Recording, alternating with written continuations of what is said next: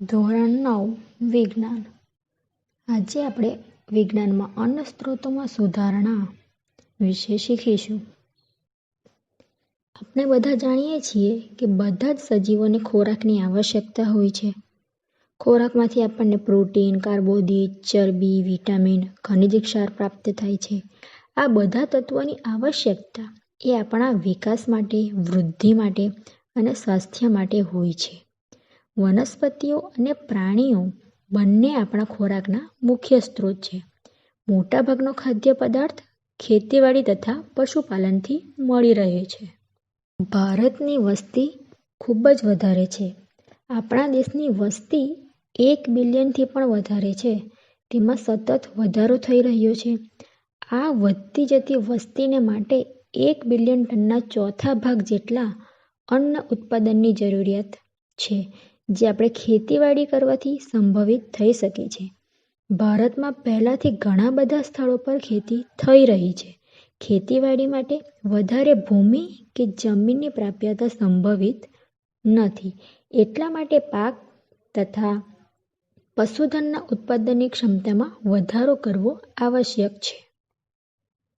અત્યાર સુધી પાક ઉત્પાદનને વધારવા આપણા પ્રયત્નો કેટલાક અંશે સફળ રહ્યા છે. આપણે હરિયાળી ક્રાંતિ દ્વારા પાક ઉત્પાદનમાં વધારો કર્યો છે અને શ્વેત ક્રાંતિ દ્વારા દૂધના ઉત્પાદનમાં વધારો કર્યો છે. જો તમે આકૃતિમાં જોઈ શકો છો કે પહેલી આકૃતિ જે છે દૂધ ઉત્પાદનની એ શ્વેત ક્રાંતિ અને નીચેની આકૃતિ હરિયાળી ક્રાંતિ એમ દર્શાવી છે. પાક ઉત્પાદન વધારવાના આપણા પ્રયત્નો પર્યાવરણ સંતુલિત રાખવા અને પર્યાવરણ જાળવી રાખનારા પરિબળોને નુકસાન ન પહોંચે તેવા હોવા જોઈએ.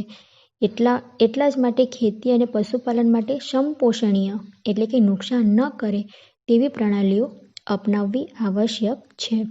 હવે પાક ઉત્પાદન વધારીને આપણે ગોદામોમાં સંગ્રહ કરવાથી કુપોષણ અને ભૂખની સમસ્યાનું સમાધાન થઈ શકવાનું નથી. એટલે લોકોને અનાજ ખરીદવા માટે ધનની આવશ્યકતા પણ એટલી જ જરૂરી છે, જેના માટે ઉત્પાદન અને પ્રાપ્યતા બંને પર આધારિત છે. આપણા દેશની મોટાભાગની વસ્તી તેના જીવન નિર્વાહ માટે ખેતી પર નિર્ભર છે.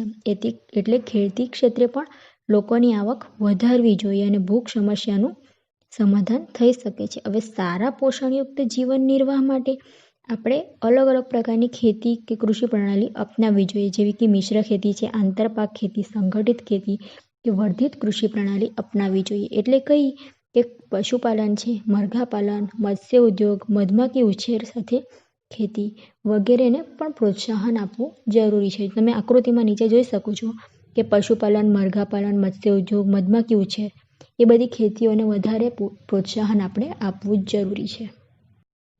હવે છે પાક ઉત્પાદનમાં સુધારણા. તો ઉર્જાની આવશ્યકતા માટે અનાજ જરૂરી છે. હવે એ શેમાંથી મળે? તો કાર્બોદિત, પ્રોટીન, ચરબી, વિટામિન્સ, ખનિજ ક્ષાર આપણે આગળ જોયું.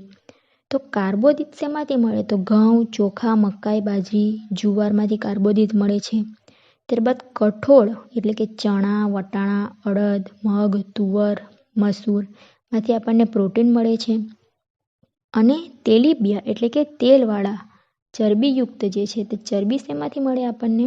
તો સોયાબીન, મગફળી, તલ, એરંડા, દિવેલ, રાઈ, અળસીમાંથી આપણને કે સૂર્યમુખીનું તેલ પણ ચરબીમાં આવશ્યક છે. ત્યારબાદ શાકભાજી, મસાલા અને ફળોમાંથી આપણને વિટામિન અને ખનિજ ક્ષાર પણ પૂરતા પ્રમાણમાં મળી રહી છે. પશુપાલન માટે ઘાસચારા સ્વરૂપે 2 વનસ્પતિઓ છે. પહેલું બરસીમ અને બીજું જવ. આપણે એને ઓટ પણ કહી શકીએ છીએ. તો પહેલી આકૃતિ છે તે બરસીમ વનસ્પતિની છે અને બીજી છે તે જવ એટલે કે સુદાન ઘાસના ઉત્પાદન તરીકે આપણે એને ઓળખીએ છીએ. વિવિધ પાક માટે વિભિન્ન આબોહવા સંબંધી પરિસ્થિતિઓ, તાપમાન અને પ્રકાશ અવધિની આવશ્યકતા હોય છે, જેનાથી તેઓની સારી રીતે અને સીધી રીતે વૃદ્ધિ પામી શકે, તેમનું જીવનચક્ર પૂરું કરે છે. પ્રકાશ અવધિ સૂર્યપ્રકાશના સમયગાળાને સંબંધિત હોય છે. પુષ્પસર્જન અને વૃદ્ધિ સૂર્યપ્રકાશ પર આધારિત છે. વનસ્પતિઓ સૂર્યના પ્રકાશમાં પ્રકાશ સંશ્લેષણ દ્વારા પોતાનો ખોરાક બનાવે છે. કેટલાક એવા પણ પાક છે જે આપણે વર્ષા ઋતુમાં ઉગાડીએ. વર્ષા ઋતુમાં જે પાક ઉગાડીએ છીએ તેને ખરીફ પાક કહેવાય અને શિયાળાની ઋતુમાં જે પાક ઉગાડીએ છીએ એને રવિ પાક કહેવાય. તો ખરીફ પાકનો સમયગાળો જાન્યુઆરીથી ઓક્ટોબર સુધીનો છે અને નવેમ્બરથી એપ્રિલ સુધીનો સમયગાળો રવિ પાકનો છે. વર્ષા ઋતુમાં ખરીફ પાક, શિયાળામાં રવિ પાક ઉગાડવામાં આવે છે. હવે ખરીફ પાક કયા કયા અને રવિ પાક કયા કયા? તો ખરીફ પાક તમે આકૃતિમાં જો પહેલી આકૃતિ ડાંગર, એની બાજુમાં કપાસ, ત્રીજું તુવર, પછી તુવરની બાજુમાં મગ, પછી નીચે મકાઈ અને મકાઈની બાજુમાં અડદ અને સોયાબીન એ ખરીફ પાક છે. ખરીફ પાક કયા કયા? તો ડાંગર, કપાસ, તુવર, મગ, મકાઈ, અડદ અને સોયાબીન. રવિ પાક તો અહીંયા જે આકૃતિ દર્શાવેલી છે જે શિયાળાની ઋતુમાં થાય છે જેને આપણે રવિ પાક કહે છે. તો હવે રવિ પાક કયા કયા છે? તો ઘઉં, પછી બાજુમાં વટાણા, ચણા, રાઈ, અળસી એ બધા રવિ પાક છે. અળસી એટલે કે આ જાંબલી ફૂલવાળું જે છે તે અળસી છે અને અળસી કેવી આવે? તો બાજુમાં જે આકૃતિ જે છે બ્રાઉન કલરનું એ અળસી છે. તો આ બધા રવિ પાકો કહે છે. ભારતમાં 1952થી 2010 સુધી ખેતીલાયક ભૂમિમાં 25% વધારો થયો છે, જ્યારે અન્નના ઉત્પાદનમાં 4 ગણો વધારો થયો છે. હવે ખેતીમાં સમાયેલ પ્રણાલી છે તેમાં તો સૌપ્રથમ 3 ચરણ છે. બીજની પસંદગી કરવાની, ત્યારબાદ પાકની યોગ્ય દેખરેખ કરવી અને ઉગેલા પાકની સુરક્ષા અને કાપણી કે લણણી કરેલા પાકને નુકસાન થવાથી બચાવવું. આ રીતે પાકના ઉત્પાદનમાં સુધારણાની ક્રિયામાં પ્રયુક્ત પ્રવૃત્તિઓને નીચે આપેલ વર્ગોમાં વહેંચેલ છે. તો પાકની જાતિઓમાં સુધારણા કરવાની, પાક ઉત્પાદનમાં સુધારણા કરવાનું અને પાક સુરક્ષાનું પ્રબંધન કરવું. પાકની જાતમાં સુધારણા તો સૌપ્રથમ તો પાકનું ઉત્પાદન સારું થાય તે પ્રયત્ન પાકની જાતિની પસંદગી પર આધારિત છે. એની રોગ પ્રતિકારક ક્ષમતા, ખાતર પ્રત્યે પ્રતિચાર, નીપજની ગુણવત્તા અને ઊંચા ઉત્પાદનને આધારે પસંદગી કરી પ્રજનન કરાવી શકાય છે. ત્યારબાદ તેમાં ઇચ્છિત લક્ષણો, આનુવંશિક લક્ષણો, જનીનિક રૂપાંતરિત પાક એ બધા વિવિધ પ્રકારના લક્ષણો જોઈને એનું સંકરણ કરવામાં આવે છે. એટલે કે આનુવંશિક લક્ષણ એટલે કે એમાં 2 ભિન્ન જાતિ હોય, કાં તો એક જ પ્રજાતિની 2 ભિન્ન જાતિ હોય, કાં તો બંને ભિન્ન પ્રજાતિ હોય, એ રીતના એનું સંકરણ કરવામાં આવે છે. ત્યારબાદ નવી જાતિઓને સ્વીકારવા પહેલાં આપણે સૌપ્રથમ તો તેની પરિસ્થિતિ કે વિસ્તારોમાં બધી ભિન્ન ભિન્ન હોય તો સારું ઉત્પાદન આપી શકે છે.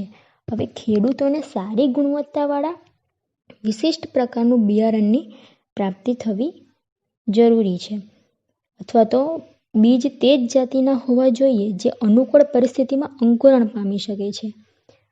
સંવર્ધન પ્રણાલી તથા પાક ઉત્પાદનની ઋતુમાં ભૂમિની ગુણવત્તા અને પાણીની પ્રાપ્યતા પર આધારિત છે. કેમ? કારણ કે ઋતુકીય પરિસ્થિતિ જેવી કે અનાવૃષ્ટિ અને પૂરનું પૂર્વાનુમાન કરવું મુશ્કેલ છે. એટલે કેટલીક જાતિઓ એમાં વધારે પડતી ઉપયોગી છે.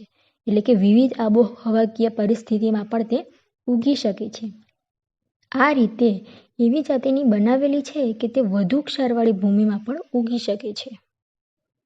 વધુ ઉત્પાદન એટલે કે એકર દીઠ પાકની ઉત્પાદકતામાં વધારો કરવાનો. ત્યારબાદ બીજું છે ગુણવત્તામાં સુધારણા, એટલે કે પ્રત્યેક પાક બધા અલગ અલગ હોય છે એટલે એની ગુણવત્તા પણ અલગ અલગ હોવાની. ઘઉંમાં બેકિંગ ગુણવત્તા, કઠોળમાં પ્રોટીનની ગુણવત્તા, તેલીબિયાંમાં તેલની ગુણવત્તા, ફળ અને શાકભાજીનું સંરક્ષણ એ ખૂબ જ અગત્યનું છે. ત્યારબાદ ત્રીજું છે જૈવિક અને અજૈવિક પ્રતિરોધકતા. તો જૈવિક એટલે કે રોગો, કીટકો અને કૃમિ, અને અજૈવિક એટલે અનાવૃષ્ટિ, ક્ષાર, વધુ પડતું પાણી, ગરમી, ઠંડી, હિમપાત એવી પરિસ્થિતિના કારણે પાક ઉત્પાદકતા ઓછી થઈ શકે છે. ત્યારબાદ ચોથું છે પરિપક્વન સમયમાં પરિવર્તન, એટલે કે પાકને ઉગાડવાથી લઈને કાપણી કે લણણી સુધી ઓછામાં ઓછો સમયગાળો થાય તે આર્થિક દ્રષ્ટિએ સારું ગણાય. ખેડૂત પ્રતિવર્ષ પોતાના ખેતરોમાં ઘણો પાક ઉગાડી શકે છે. ઓછો સમયગાળો હોવાને કારણે ધન પણ ઓછું ખર્ચાય છે. કાપણીની ક્રિયાને સરળ બનાવે છે અને કાપણી દરમિયાન થનારા પાકને ઓછું નુકસાન થાય છે. એટલે કે એમાં સમયમાં પરિવર્તન કરવું પડે છે.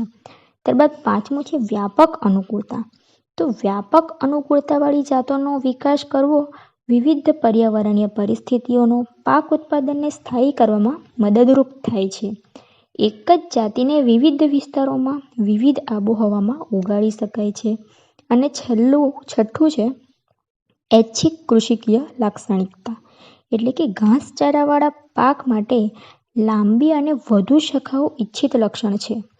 અનાજ માટે વામન છોડો યોગ્ય છે, જેથી આ પાકને ઉગાડવા માટે ઓછા પોષક દ્રવ્યોની આવશ્યકતા રહે છે.